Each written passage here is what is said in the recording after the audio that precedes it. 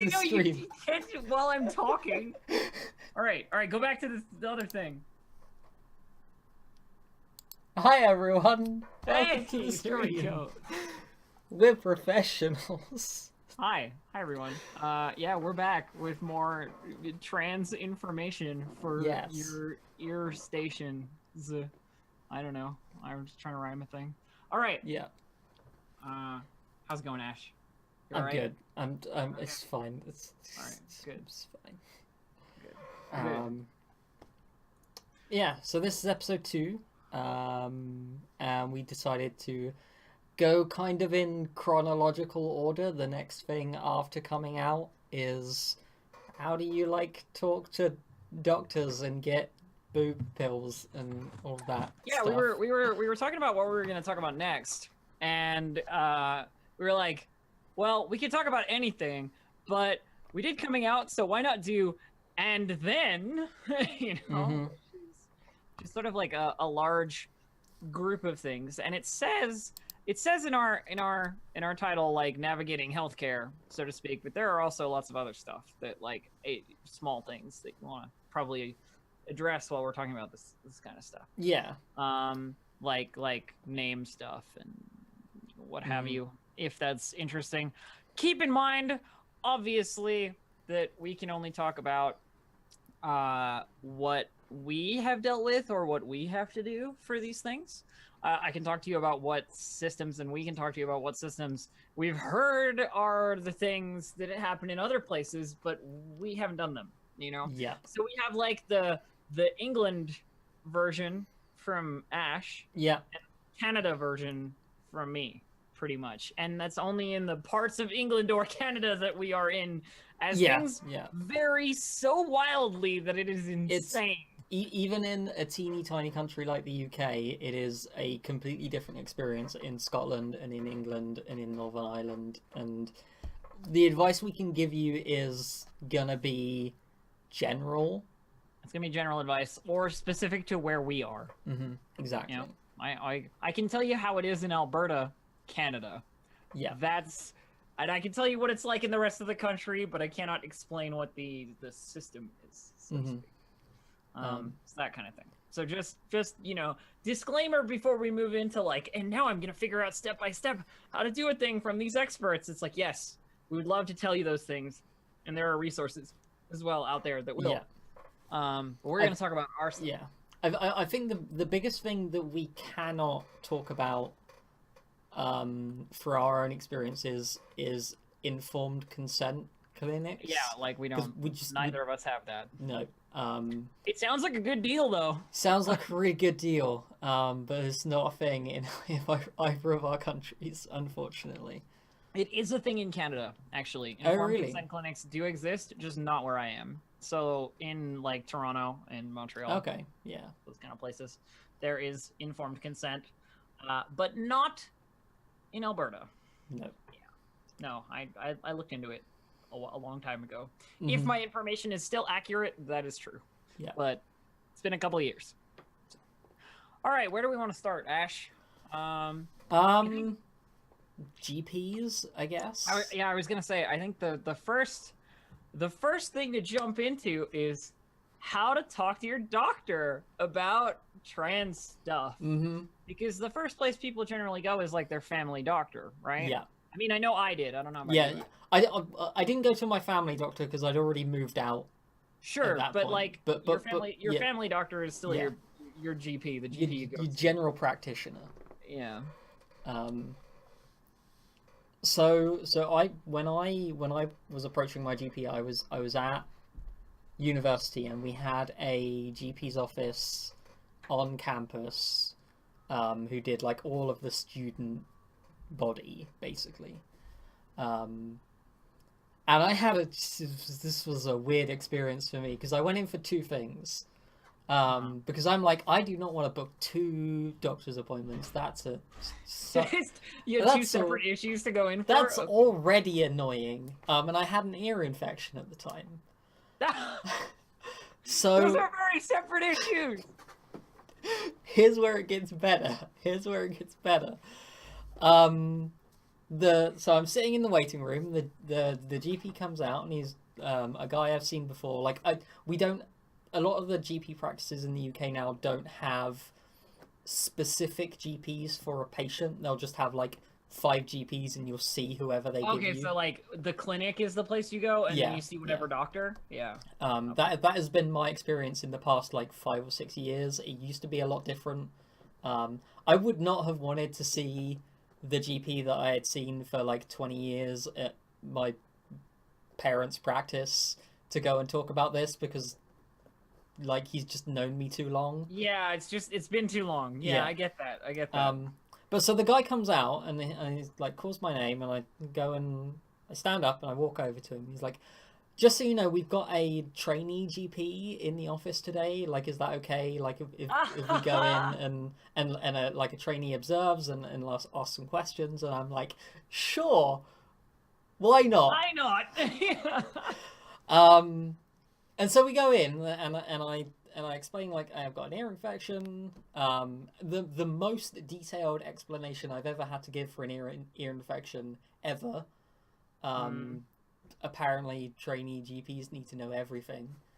And so they do that, and I get a prescription. And the GP is like, "So is there anything else?" And I was like, "Yeah, so I've been thinking recently, I think I might be transgender, and I'd like a referral to one of the gender clinics." And his face just goes like stone faced, and he turns to the trainee and he's like, "Do you want to stay for this, or do you want to step outside?" They ended up staying in the room, and like we had a sort of short-ish conversation about it. The GP I saw was actually really, really good about it. Like he knew his stuff. Glad to hear that. I think it's just because like I was living in a very student town, and I was going to the student doctor, and I already knew people at my university who had transitioned and gone through that GP clinic. Sure. So I think they were probably just all up to date. Had knowledge that it would be okay there. Mm-hmm. At least to a certain degree, yeah. Yeah, and so the only problem I had was I started transitioning right when the UK was going through an overhaul of the NHS like practice guidelines. Yeah.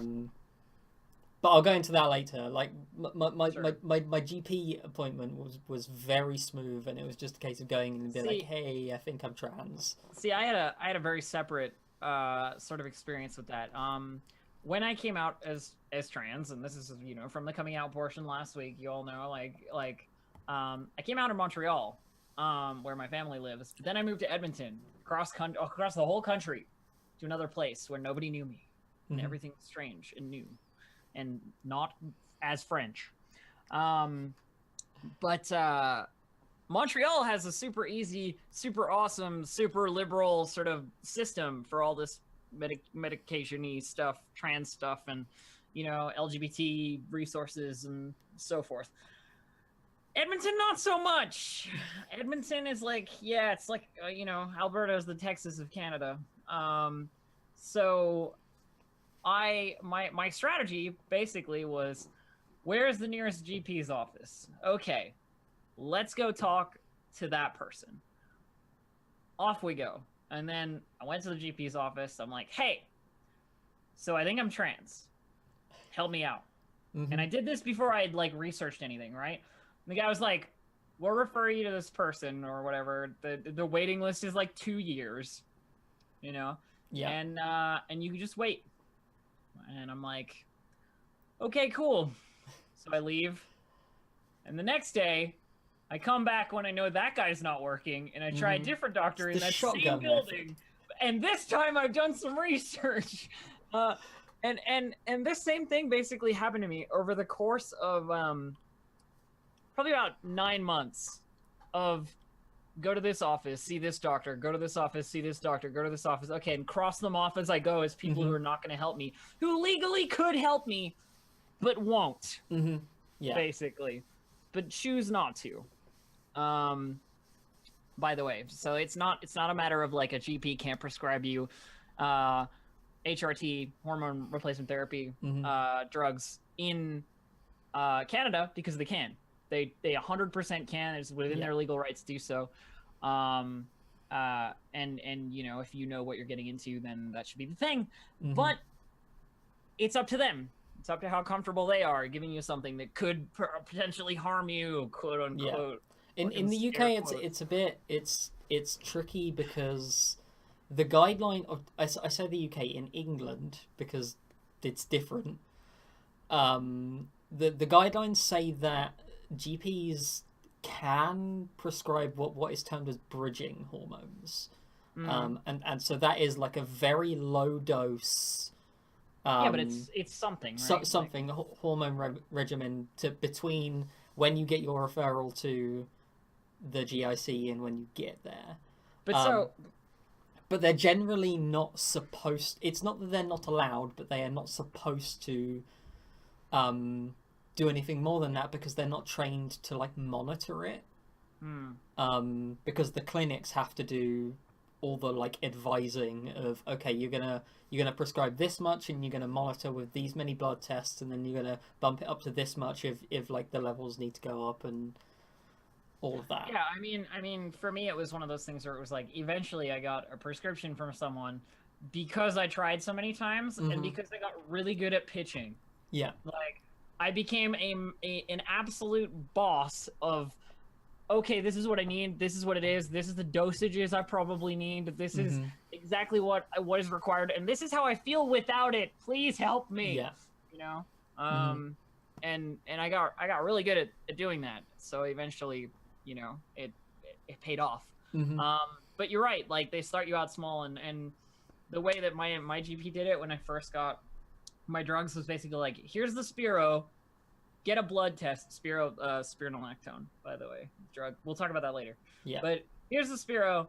Uh, take that. That'll suppress male hormones. Then we'll get you on estrase later, which is like estrogen, basically. Hmm. And even just that was like a huge relief.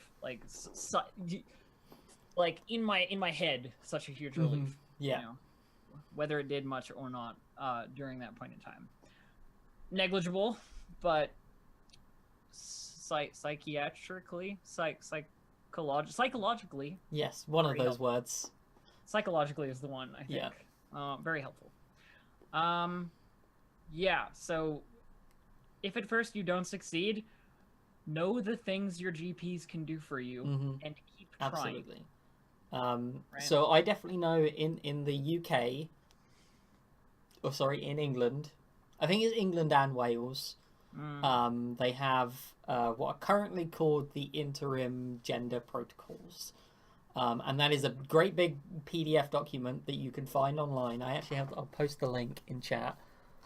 And so this is a great big PDF document, and this is what current GPs in England and Wales are meant to follow when a patient comes in and says I'm trans. See, Ash just got props. I didn't bring any of those. Yeah. So if you're worried about your GP, if it's this is generally like if your GP is an older person who's been a GP for a long time, and you live in an area where they might not have experience with trans people, just print that out and give it to them, and be like, this is the protocol. Because the problem I had was when I transitioned, this protocol had been like released like a month before I transitioned, so it hadn't like disseminated through the healthcare system yet. Yeah, I see what you mean. So what happened to me was instead of getting a referral straight to the gender identity clinic, I got referred to local mental health services, which is the old way of doing it. You would get referred to local mental health and then they would refer you on to the gender clinic. Which, if you know anything about the state of mental health care in England and Wales, means you're in for at least an extra like 3 to 6 months Yeah. of waiting, just to get an appointment with the mental health people, So it was 3 months for me to get an appointment with a nurse, like a psychiatric nurse at the mental health services to review my case. Not even to give me a referral. And I had this really weird appointment with a psychiatric nurse who didn't know anything what they were talking about. And I ended up leaving there and just being like, I'm just going to go back to my GP and say I'm not going back to mental health like, I'm not services. going back Just there, refer me. Like, that is a thing you can do. I mean, for referrals for where I'm at in Canada, I got referred to two separate places at once, basically. You're referred to a gender like specialist psychologist, like gender specialist psychiatrist, you know, and also like an endocrinologist. Mm-hmm. Like that was there. I got referred to those two and had appointments for those two, like just waiting in perpetuity, basically, until they were free. Took about 2 years to get those appointments, or like year and a half ish. Endocrinologist first, then gender specialist. There's only a single, or there are now some more, but there was only a single gender specialist in the entirety of my province, which is very large place, you know, for there to be only one gender specialist. So that was pretty tough. That was a pretty tough wait. But once I got referred to the endocrinologist who I see, it was really easy. You know, get my drugs, get the things I need. They're really familiar with that by now. And I just go back there every little while. Blood tests, endocrinology, blood tests, endocrinology, blood tests, endocrinology. That's my life right now. I haven't seen the gender specialist guy in a long time, but I also think he might have retired, so I got to follow up on that. That could be a problem. Yeah. But it's not a big deal. Not a big deal. Not at my stage in the game. Yeah. So for me, when I after this faff around with the mental health services, I finally got my referral to the clinic, and so I got referred to Charing Cross, which is the big London-based clinic, which confusingly is nowhere near Charing Cross train station. I got lost the first time I went there. Charing Cross train station, if you don't know, is right in the middle of central London. The Charing Cross Gender Identity Clinic is in the outskirts. They're miles apart. Okay. It's very confusing. I don't know why it's called that. And so it was... I got referred in April of 2014. And then my first appointment was May 2015. So it was 12 months between getting referred and getting to the clinic for my first appointment. Yeah. Which was a long wait. But after that, I've pretty much had appointments sort of every 6 to 9 months, generally. And I've seen 3 different specialists there now. I'm meant to have... You see one person who gives you like a first opinion, and then you see a second person who gives you a second opinion, and then they're your like specialist that you see over and over again. They're your contact. Yeah. So my first appointment, the only reason I remember it was in May is because I went to Comic-Con the same day. Okay. I was like, I'm in London. It's London Comic-Con. I'm just gonna go to my appointment and then go to Comic-Con.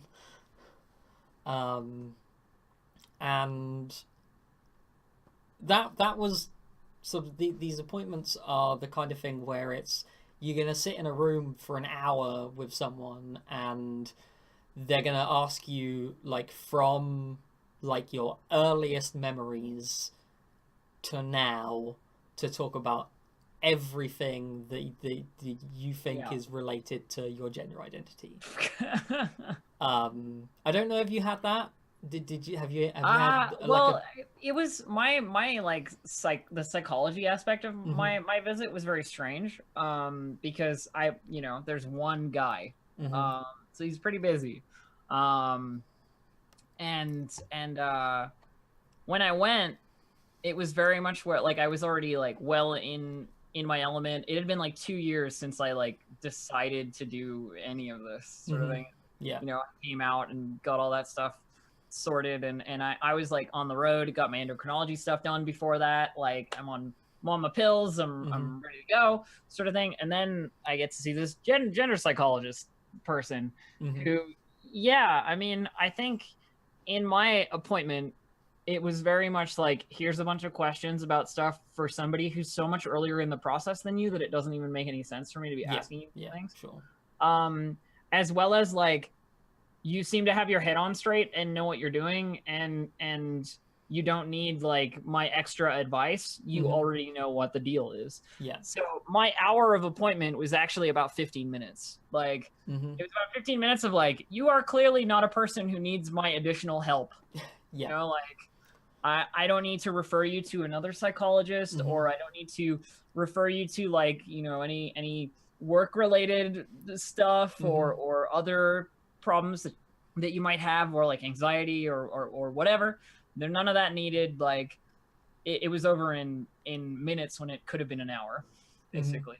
Yeah, no, Um, mine was like a full hour of, okay, so when you were 11, you were doing these things, and was that because of like gender stuff, or was it other things? Like, my advice is prepare to like talk about Prepare to talk embarrassing about shit. everything. Yeah. Yeah, like they're gonna ask you about your masturbation habits. They're gonna ask you about Yes, yes, they will. they're gonna ask you about did you cross dress when you were younger? Was there a sexual aspect of your cross dressing when you were younger? Those questions are gonna come up, and that's something you can refuse to answer. That you're entirely within your rights to refuse to answer those questions, but they're gonna come up. Yeah. And that is, I would say, like, be prepared. Like, um, and yeah, for me, it was going through like history of stuff that a lot of stuff that I didn't realize at the time was trans related, and like piecing it together like in retrospect. Yeah, It's that's always funny. It's always funny to yeah. look back and be like, that all makes so much sense now. What the fuck? Hmm. Yeah, I've definitely had that experience as well, Yeah. where I'm like, no, none of this stuff is relay. Wait, Hang on a second. wait a second.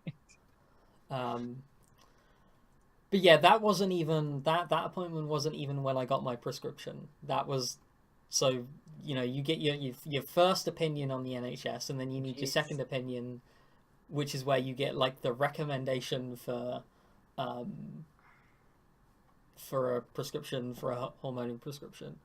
And so that was another 6 months. So I had the appointment in May, and then I had an appointment around about November 2015, um, and did the same thing again. The you see a second psychiatrist or a psychologist. I completely forget which way round these are meant to go. One of them can prescribe medication. Psychiatrist is for drugs. Yeah. Psychologist is for talking. Um, so you see one of them, and then you go see another one, um, and you have the same appointment again, basically. But the second one is generally more geared to what kind of outcomes do you want. They're going to be talking about like, are you going to think about surgery? Are you thinking about Yeah, hormones? yeah, yeah. Um, what kind of things do you expect in like your everyday life to be like, and that kind of thing going forward. And that was when I had that appointment, and that was when I met Dr. Andrew Davies, who is a very very nice person. Um, and he wrote me a letter to my GP to be like, give this person drugs. Um, Please, drugs. I Thank you. still have the letter in my drawer for when I go to new GPs and be like, this one says I'm allowed to have these drugs, please. Nice. But but it's very weirdly written. Like it's a full like report addressed to someone else about me. About you, yeah. And it's really weird to read a bunch of stuff that's like this is how my brain works. How do you understand how my brain works? I super understand that, yeah. So yeah, it took about one of the weird things in the NHS is it apparently takes 2 months for a letter written in one department to get to another department. Yeah. So it was like another 2 months before my GP knew anything about this. And then my GP sort of started writing my prescriptions and everything. And I've nice. Yeah. I mean, it sounds like the same amount of waiting, but a different kind of waiting. I spent a lot of time looking for the general practitioner that would help me, but I did it like more directly, and I didn't wait for referrals. I just like tried to force people to give me the drugs I needed. Basically. And then the other stuff ended up being extraneous for me, like the gender psychologist specialist person. That was like, I was so anxious about that whole thing. As you always are, right? Yeah, absolutely. But it was so like the least important deal like ever, at least to me. For other people, it may be more, but yeah, for me, I was already there. So. Yeah, I still find it useful to go back to the clinic. Like I have an appointment every 6 months, and it's nice to talk to the specialist again and like work out like stuff that's been going on. Yeah, that's with the exception of my last appointment, which was an unmitigated disaster and just fucking awful. Like I turned up apparently on the wrong day because they'd rescheduled my appointment, and the letter they sent saying we've rescheduled your appointment didn't get to my house. Oh. So I turned up on the wrong day, on a day when my specialist doesn't work.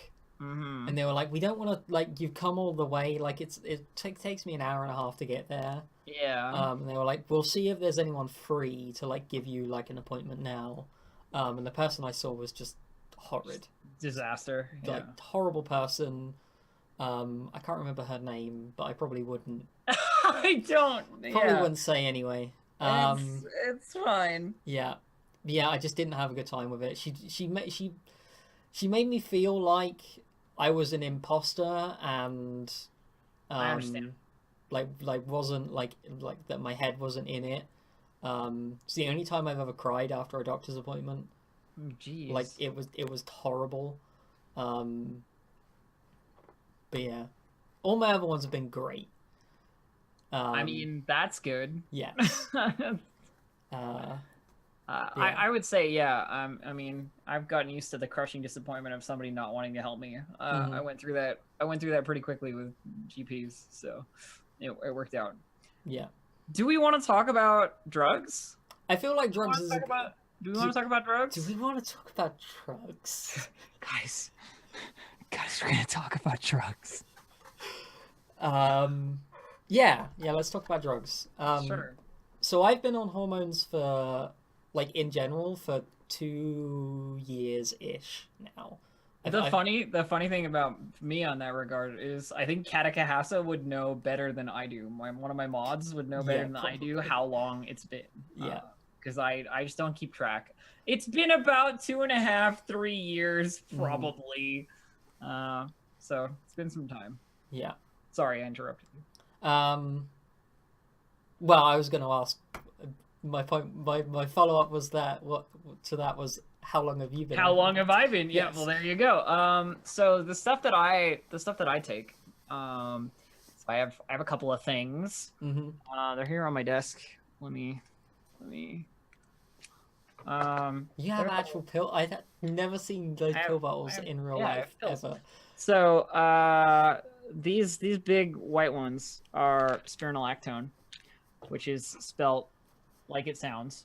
And a shorthand is often Spiro. Spironolactone is a fantastic drug. I think I spelled that right.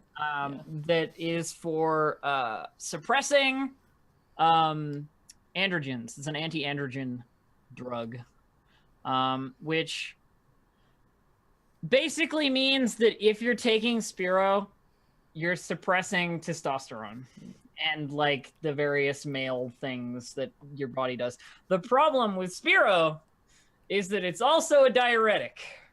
So it makes you pee a lot. It's one of those things. It's got other uses, other than being an anti-androgen in smaller or larger doses. And I take one of those a day. I mean, the doses are going to vary, but it's only 100 milligrams for me a day of that because I'm small. And I don't need it. So there's that. What else? What else do we have? We have estrase. You may notice the big markers on it that are like, take it with food, it'll make your stomach hurt. Yeah. Do that. It's a good advice. I never follow it, but you should. Estrase, which is basically just like synthetic estrogen, so if you're taking Spiro and estrase, you're replacing the testosterone with estrogen. Exactly. And the thing is, you need the Spiro, because if you take the estrase and you don't have like an anti-androgen, your body actually goes like, yo, so we're not supposed to have this much estrogen. We should convert it to testosterone. And then it just does. So you just end up with more testosterone. So see that runs a bit counter to what I've heard from the NHS, because the NHS does. So you mentioned earlier you started Spiro before you started estrase, because I did it the other way round. Because I started Estradiol, which is what I take, which is these ones. I take 6 milligrams of this a day, so it's 3 of these tablets. I have 1 day left in this blister. Because the way they do it in the NHS is they don't want to prescribe. In the ideal case, they shouldn't have to prescribe an anti-androgen at all. But they should. Right. So what I was told... I'm concerned by that statement. What I was told was that once you... With a certain amount of people, a certain percentage of people on 6 to 8 milligrams of estradiol will naturally drop their testosterone levels. I don't know. Sure. I mean, whatever they say, but that sounds like total hokum to me. That sounds like bunk shit. So I started on 2 milligrams of estradiol. And then after 3 months, I had a blood test, and my testosterone level dropped. A teeny tiny little bit, but it dropped. Sure. And then I went on 4, and it dropped again. And that was when I had another appointment at the clinic, and they were like, "Oh, your testosterone is still a little bit high. I guess we'll put you on an anti-androgen." But I don't know. Hormones are weird. I mean, there's a lot of stuff that changes with what we know over time and so forth. I have another drug as well. This is the newest one. That is unessential. It is progesterone, which is like little white ones. I'm apparently on this because my testosterone levels were like that much too high, and they didn't want to change any doses. So now I have this. Chest soreness for the first time in a long time taking this. So I think it's helping with the boob growth. Just saying, it's benefit. Yeah, well, so I have asked both my GP and my specialist about progesterone, and both of them have said there's basically nothing but anecdotal evidence that it actually does anything. I mean, it's true, yeah. And the problem is there is actual scientific evidence that it increases your risk of heart attacks. Yes. And it's the clinics don't want to be like, okay, yeah, you can have progesterone and then you have a heart attack and die, because that wouldn't be good. Sure. So the other thing that I take If you have a fear of needles, I'm gonna show this. It's gonna be a big needle on screen. There's gonna be a big needle on screen, okay? So this is what I take. This is my decapeptile. You can see the size of the needles. They are that big, so they're about 2 inches. It's intramuscular, so it needs to go into a big muscle. So I get an injection in my butt every 12 weeks. Which That's not so bad. hurts. It could be worse. Yeah. 12 weeks? Yeah. 12. So I have that every 12 weeks. And decapeptile works differently to Spiro. So Spiro, from my understanding, blocks the uptake Yeah, it does. of testosterone, whereas decapeptile just turns it off. Your body stops producing it. Which comes with a side effect in the first 2 weeks after a decapeptile injection. Your body goes, hang on, what the hell is going on? The testosterone isn't working anymore. Make more of it. And you get like your testosterone spikes like 4 times in the first 2 weeks. So you have to take we get prescribed Cypro, which is another similar to Spiro. And I think my understanding is that the endocrinologist that works at Charing Cross just has a preference in his like 25 years of experience. His patients on decapeptile have worked out better than his patients on Spiro. Mm-hmm. And so that's just generally how it's done. So just as a funny anecdote, when I was like first on my pills, and you get all the side effects of like things are happening, the body is confused, nothing is working the way it should, and things are going weird, sort of stuff that comes with second puberty. My doctor explained it in the most hilarious way possible that I've shared a bunch of times on stream, and it's like the natural processes of the human body are confused by the thing that is happening, because in all of its history of being you, this has never happened before. Mm-hmm. And all of this extra estrogen and no testosterone and the other imbalances that are happening, the reason that you're feeling nauseous and like horrible and stuff is because your body thinks that it could be pregnant, which makes no sense, but it does. That's what my doctor said. Your body thinks that it's possible it could be pregnant, so all of these symptoms happen. Mm-hmm. Yeah. So, what would you say is the first, like, side effect you noticed, and then, like, actual, like proper, like, benefit that you noticed? Actual proper benefit? What, like, specific? What are we talking about specifically there? Something you noticed that made you think, oh, yeah, no, this is working. I mean, like, just mental state stuff is, like, the first and foremost thing that, like, hit, where I was like, oh, man, I feel a little bit better now. And then, the physical stuff follows after. There's a lot of side effects. Like, there's a lot of stuff that happens that you don't even think about, right?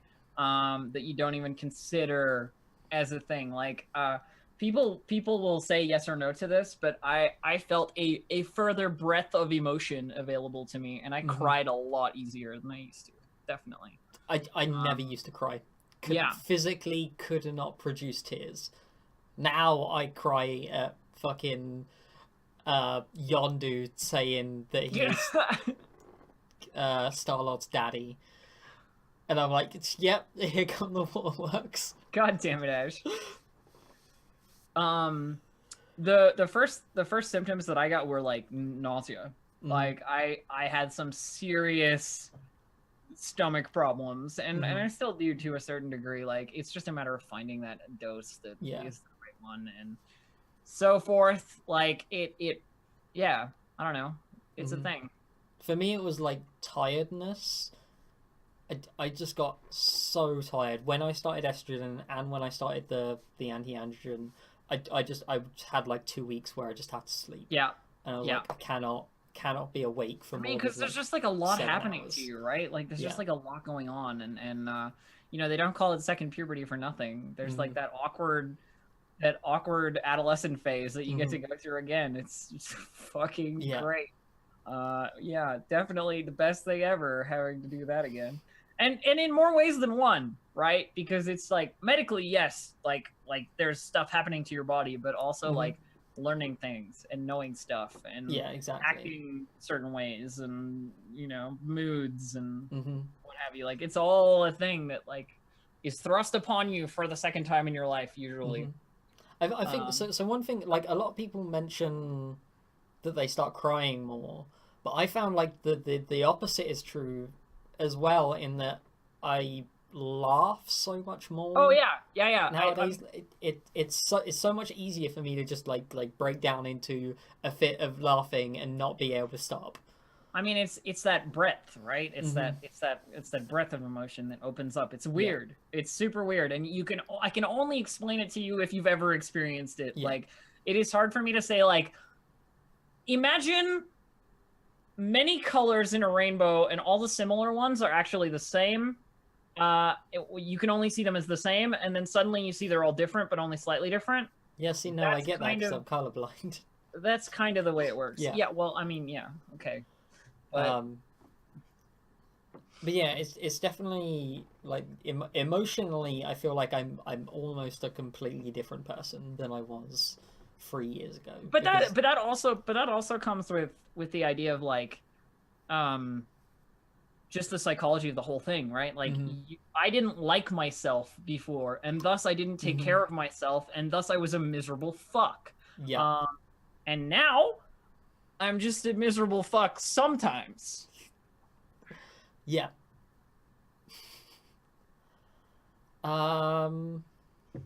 Yeah. I think that's. I mean, drugs are good. Drugs are good. These drugs are good.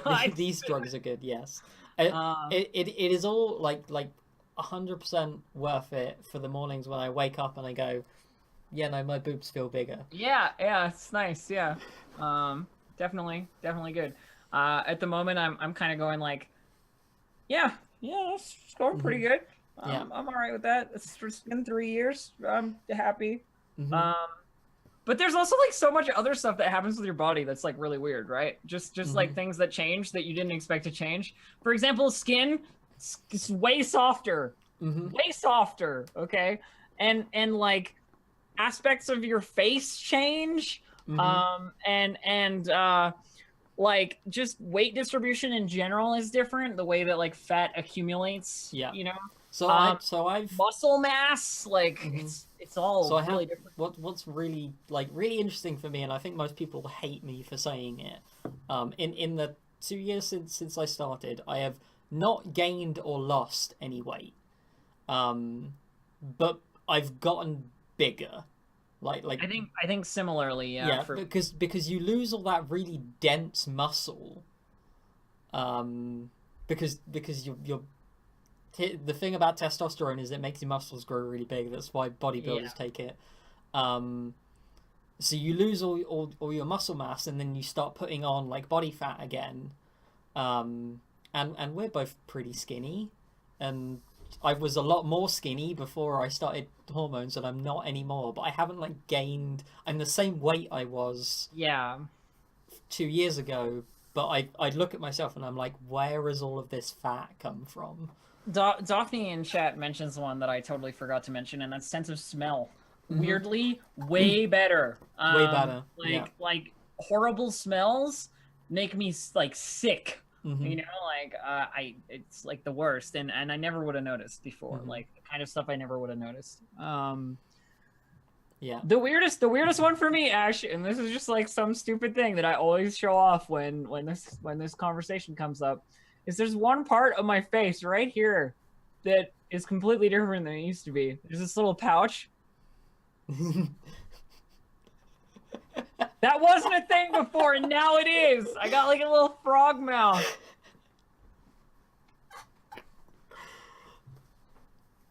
Yeah, sure. It's a thing. I don't know why, but it is.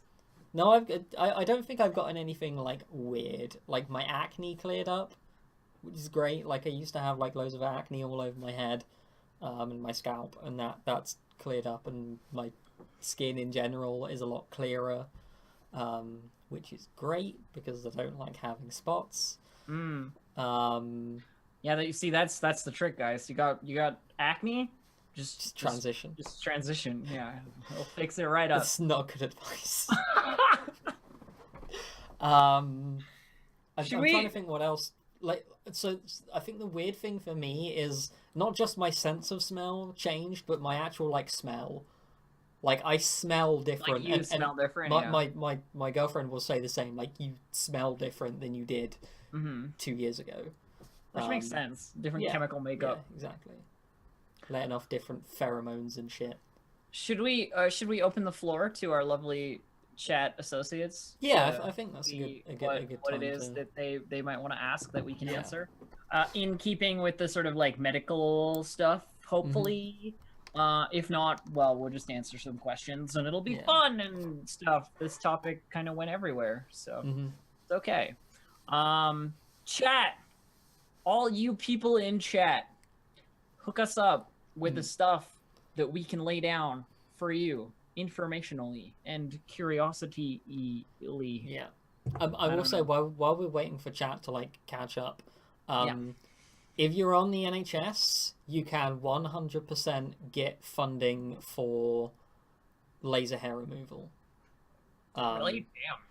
I've had 8 sessions of laser hair removal on my face. I used to have to shave every single day. I now shave once a week, which is pretty great. Like not having to shave every single day. I still shave every day. Rip. Question: do you prefer male or female presenting specialists? Whom would you rather have as a specialist? I don't think it matters. I prefer to have someone who knows what the fuck they're talking about. I would prefer someone who understands what they're talking about. I've run into a lot of people who don't. Male or female doesn't really make much of a difference, though. Pretty much everyone I've talked to has been like an old man. It's always old man. So for me, I've spoken to 3 different people at the clinic. 2 of them were like men in their 40s, and 1 was a woman. And the one that was a woman was the one that was fucking terrible. Both the men I've seen were brilliant. They were really, really nice and like knew what they were talking about and all that. So how big a portion of your money goes to those drugs, says Bunnywise? Do you pay for your drugs over there? Is it it is. So do I. So do I, yeah. £8.50 ish per prescription. That's in England and Wales. That's like nothing. What? I pay. Cheap. I pay, my dear friends, here in Canada, for this lovely bouquet of pills. Every 3 months, just about. Maybe a little bit less, maybe a little bit more. It's not covered by Canadian healthcare, pills like that. It's not covered. You have to pay for it. And I pay about $170. That's 170 a bucks lot of money. for every 3 months ish. A little bit more, a little bit less. 170 bucks. So what I pay is just the standard NHS rate. Which if you're financially not very well off, you can apply for grant for that, and they'll pay for it. If you live in Scotland, they'll pay for it. But yeah, it's like £8 ish per prescription. The amusingly, my Decapeptyl shot. I was talking with the nurse who does my injection, and she was saying like each of those shots costs the NHS £250. Wow. Yeah, and I pay £8 for it, so it's pretty good. That's okay. It might be worth looking at health insurance for that price. I have. Don't worry. I fucking wish it were better, but it's not. Trans stuff and healthcare and insurance and stuff, I've never had much luck. Mm-hmm. What's the biggest change you'd like to see made in trans healthcare where you live or in the world? Easy. Waiting lists. Yeah, for me, it's a matter of like what would you call it? Like more doctors knowing a bit is better than none knowing anything, and like one or two knowing everything, right? Mm-hmm. Like we need some more general trans education when it comes to doctors. What I want to be able to do is go to a GP and say, "Hey, I'm trans. I need your help," and for them to actually help me rather than them not knowing anything, and me having to do all the research as the person who needs help. Yeah. It's one of the reasons that there's such like high density of problems, right? Because the resources are there, but they're not the same resources everybody else has, Mm-hmm. right? So I think get some information dissemination out there. We need some classes in various schools or what have you. I feel like it's something that should just be on like basic training for a GP. They should know the bare minimum. Because right now we're looking at what, Ash, where you are, how long are the waiting lists for like a specialist who can prescribe you things? Depending on the clinic, between 6 months and 3 years. Yeah, I mean, I waited for 2.5 years just about to get any drugs. Like, pretty much. And that was with me, like, persistently beating the door down, right? Yeah. That wasn't just like, oh, well, I'll wait. That was me being aggressive. In some places it's better than others, but general trans information is my answer there. What else we got? Do more insurances cover trans health now? Depends where you are. Yeah, really that is a question that entirely depends on where you are and who you are and what those insurances available to you are. I can tell you that where I am, not really. Here in Alberta, Canada, not really. Yeah. And like in the UK, we just have the NHS, and the NHS is they will pay for nearly everything. They won't. The only thing you can't get on the NHS now that you used to be able to get is the more like cosmetic surgeries. 5 years ago, you used to be able to get a tracheal shaving, which is a great name for a surgery. On the NHS, you used to be able to get a boob job on the NHS, but you can't anymore. Yeah, not anymore. Apparently, there was some kind of moral outrage that cis women had to pay for their boob jobs and trans women didn't. Well, here in Canada, the gender reassignment surgery can be covered by Canadian healthcare, but that's it. That's basically it. Everything else is out of pocket. Yeah. If we gained variety in emotion, do we feel differently about our relationships with friends and family? I think there's a certain depth of emotion there that is different. Yeah. Like, I feel closer to some of my friends than I did, and like further away from some of them, I suppose. The striking difference when it comes to actual relationship stuff and actual the way that people interact with you and interact with the world, is the absolutely stunning amount of difference there is interacting with the world as a woman rather than as a man, and interacting with people as a woman rather than as a man. There is a massive difference, and just in the smallest details with that.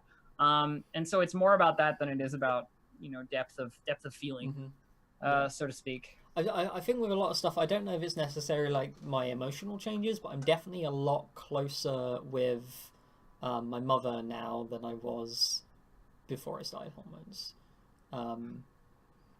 I'm losing like 4 billion frames right now, and I don't know why, but... What? Yeah. Ash, come on. It's just my camera. Your camera's fine. Oh. Right. I don't know. When you say frames, I assume stream. Yes. Anyway, so... Yeah, I'm a lot closer with my mum than I was before, and that's great. After I started hormones was the first time I hugged my mum in like 15 years.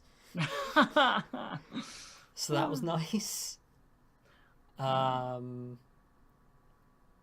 And yeah, I think the other like big thing in my relationship that's changed with Sarah is like my sex drive is like just completely different. Yeah. Yeah. Yeah. Tags. So there's a good question there about. I mean, it's not necessarily a good question, but I'm going to address it. The idea of like what happens to the Adam's apple. See, the great thing about the thing about male puberty is that your voice drops and your vocal cords thicken, and that's where the Adam's apple like sort of comes from, right? Like the idea of that doesn't unhappen when you stop testosteroning. So voice stuff is all about training, and it's all about, you know, working on trying to sound different. For instance, this is where my voice naturally sits, right here. This is the tone. This is how it sounds, and anything else is just, you know, you got to practice, and that's it, right? Nothing happens to it. You just have to train. So, like working out, you lift those muscles.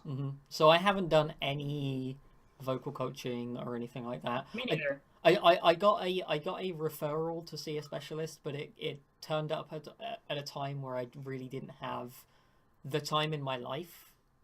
It was like 6 months ago. I was like, I need to be writing my thesis right now, not training my voice. And so I haven't done anything in 2 years. This is just like my normal register.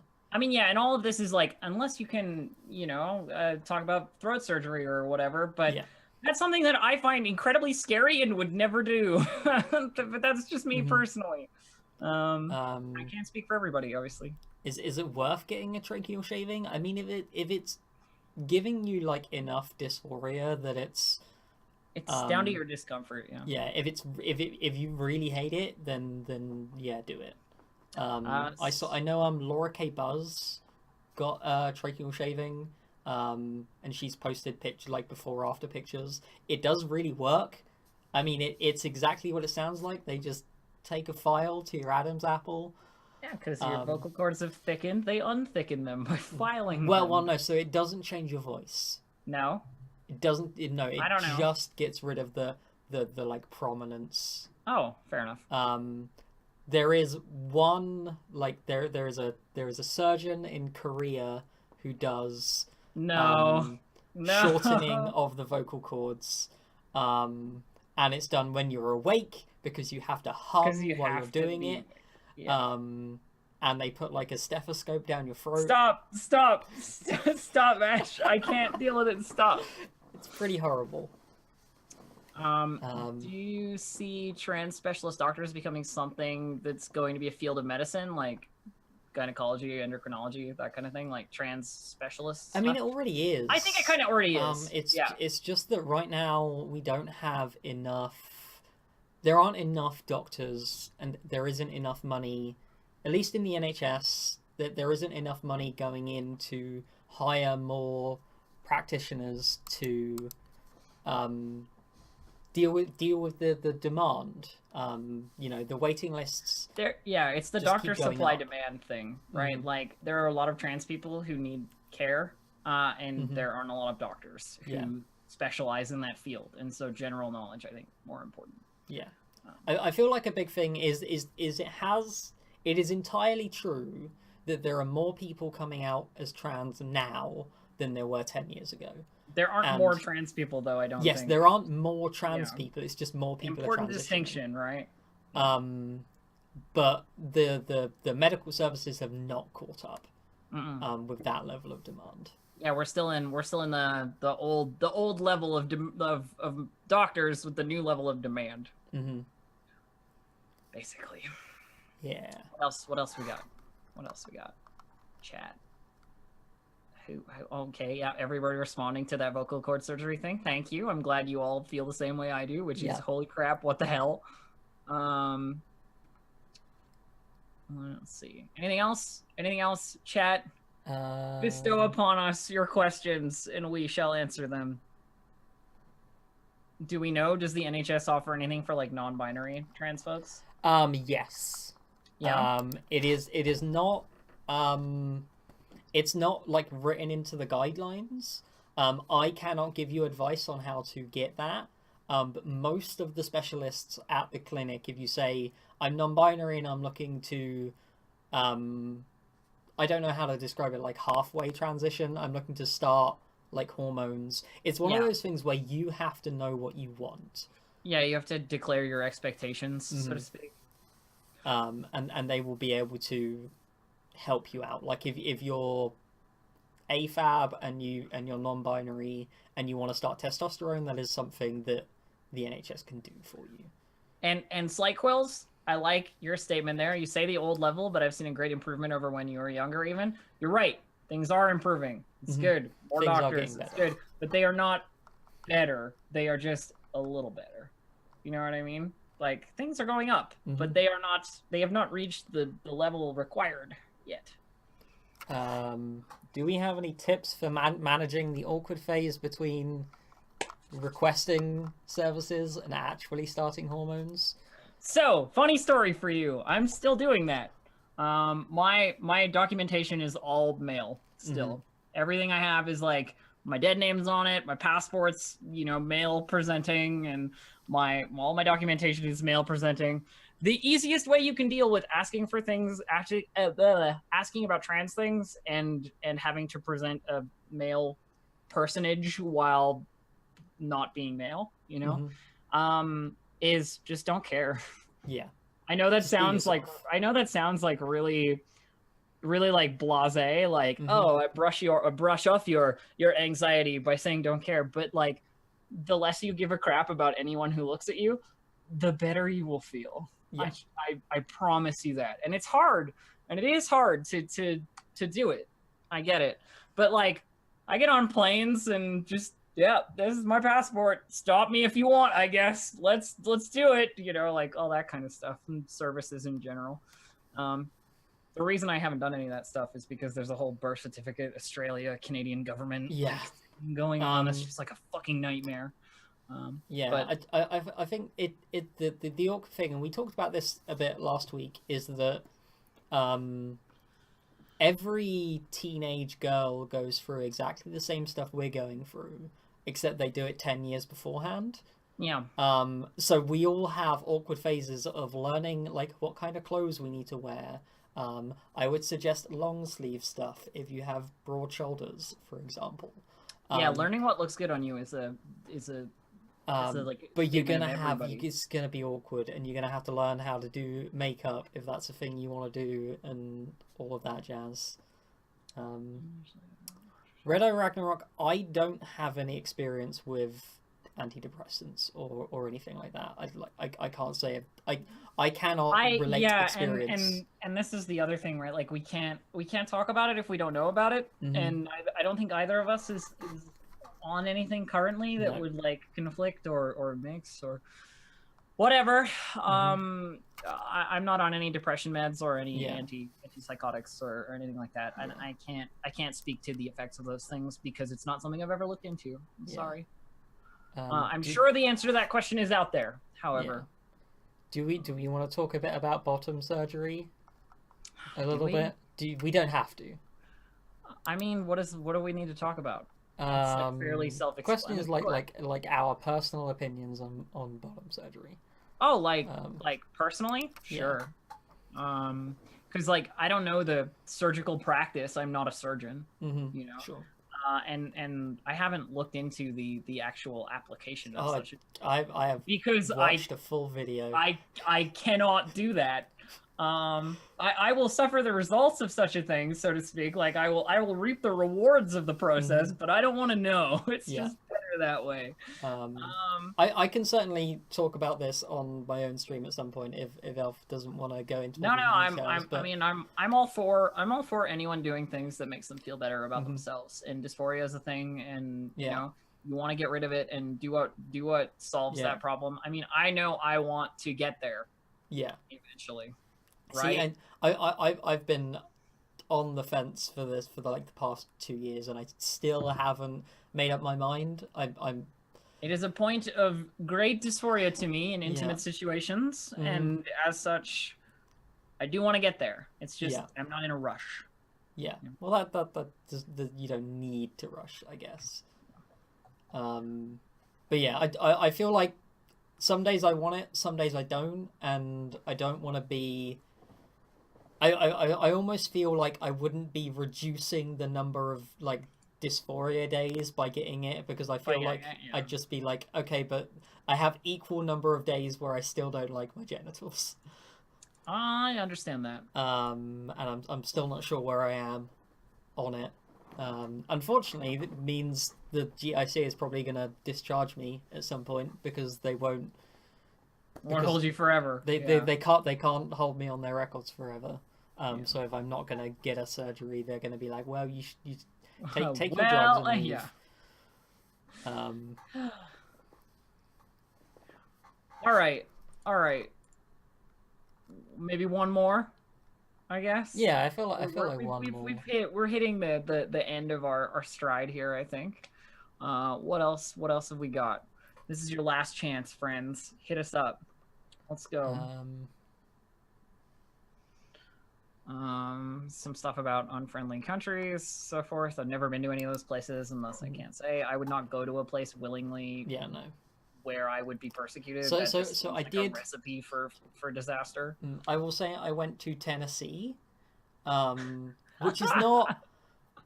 It's not like unfriendly, but you know, it's the deep south. They don't necessarily like trans people there, but I didn't have any bad experiences while I was there. And this is before I started any hormones or anything.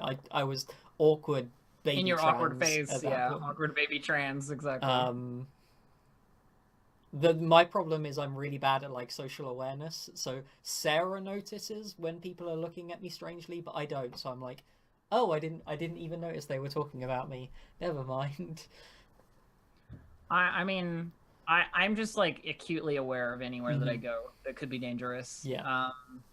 I'm acutely aware of the idea that, like, yes, I am a persecuted minority. You know what I mean? Like, and that means that I'm not always safe from other people who wish to do me harm, and I don't go to the places where that happens.